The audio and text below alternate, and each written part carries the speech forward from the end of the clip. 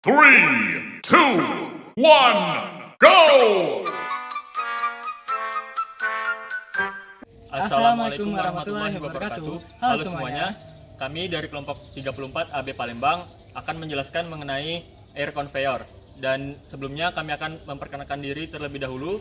Saya Muhammad Duta Tanaya Kedaton dengan ujung NIM 098 dan rekan saya. Saya Muhammad Rizky Saputra dengan ujung NIM 110. Mari simak penjelasan kami. Baiklah, sebelum masuk ke dalam kita harus mengetahui apa itu air slide conveyor. Jadi air slide conveyor ini adalah sistem transportasi yang menggunakan aliran udara untuk mengangkut material.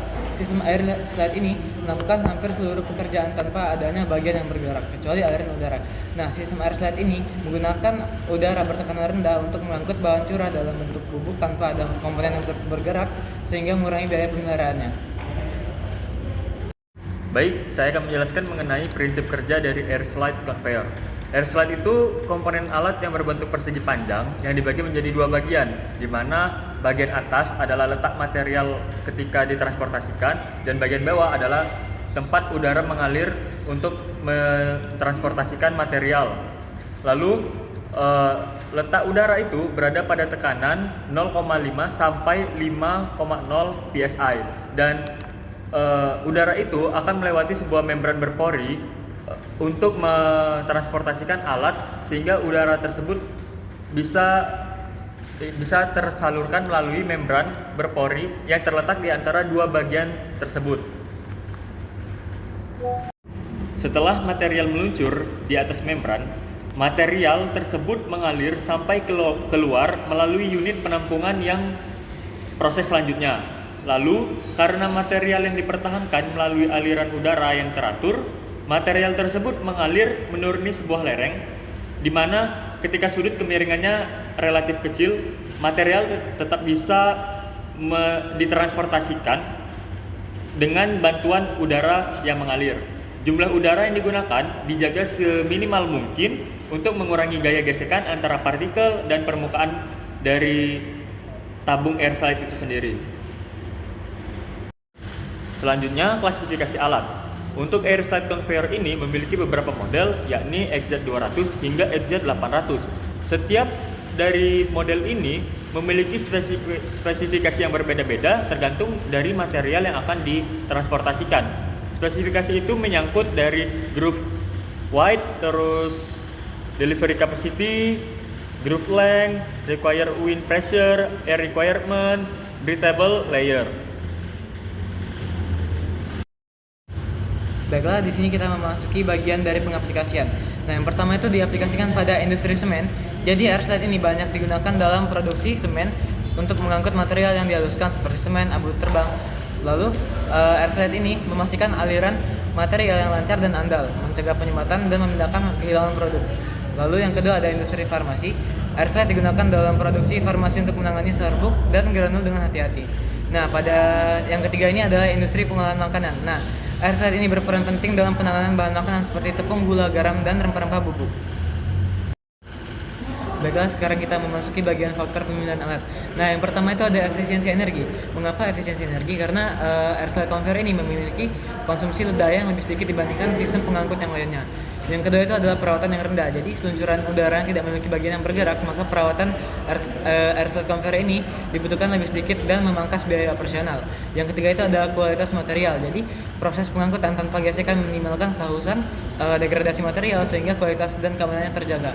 Lalu yang keempat itu adalah fleksibilitas. Air slide conveyor dapat digunakan berbagai macam material curah dan dapat dirancang agar sesuai berbagai tata pabrik karena konfigurasinya yang ringkas dan fleksibel.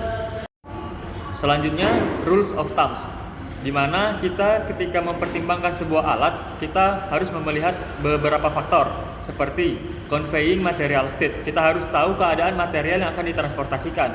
Kemudian, kapasitas dari conveyor itu sendiri, lalu permeabilitas dari udara yang digunakan untuk mengalirkan material. Lalu inclination angle, di mana kita harus tahu berapa sudut kemiringan yang diperlukan untuk mentransportasikan material. Lalu kelebaran dari body conveyor itu sendiri kita perlu tahu untuk menentukan kapasitas dari conveyornya. Selanjutnya penggunaan udara. Kita harus tahu seberapa besar udara yang bakal dipakai untuk mentransportasikan material. Baiklah, kita memasuki bagian perhitungan rancangan alat. Yang pertama ini adalah lebar, yang dimana lebar sistem ini dapat dihitung berdasarkan kapasitas dan bubuk material yang diangkut. Yang kedua ini adalah panjang, yang dimana panjang sistem ini tidak dibatasi oleh batas tertentu. Lalu yang ketiga ada penentuan material, yang dimana material yang akan diangkut itu adalah fly ash yang memiliki nilai densitas sebesar 800 kg meter per kubik, dan juga clinker clean dust yang memiliki nilai densitas sebesar 600 kg per meter pangkat kubik. Nah, material yang akan ditransportasikan adalah campuran dari kedua material tersebut dengan perbandingan 7:5 feet yang akan diumpankan sebanyak 48,68 ton per hour. Nah, jadi dari rumus yang telah kita masukkan didapatkan senilai 67,93 meter kubik per hour untuk material flow-nya. Baiklah, kita lanjut untuk mencari perhitungan rancangan alatnya harus menentukan luas permukaan terlebih dahulu, yang dimana apabila datanya telah diketahui bernilai 2,7 meter kuadrat. Nah, untuk selanjutnya kita mencari debit udaranya berupa 2,5 meter kubik per meter kuadrat per menit. Nah, untuk correction faktornya senilai 1,1. Nah, lalu kita mencari debitnya dengan memasukkan rumus dan didapat nilai sebesar 445,5 meter kubik per hour. Nah, lalu kita akan menentukan tekanan udara yang dibutuhkan. Jadi, desain airslide yang akan digunakan memiliki lebar 365 mm, termasuk ke kategori lebar airslide yang lebih kecil dari 500 mm.